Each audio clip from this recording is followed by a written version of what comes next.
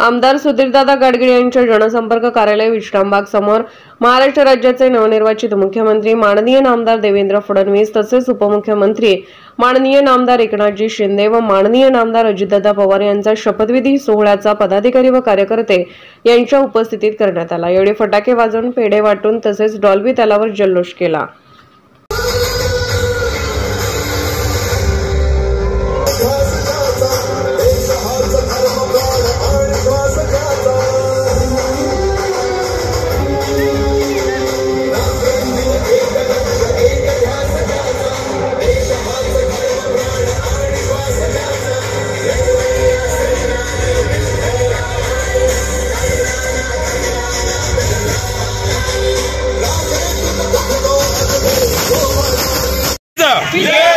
भारतीय जनता पार्टीचा आज महाराष्ट्रामध्ये पुन्हा एकदा स्थिर सरकार निर्माण झालेलं आहे।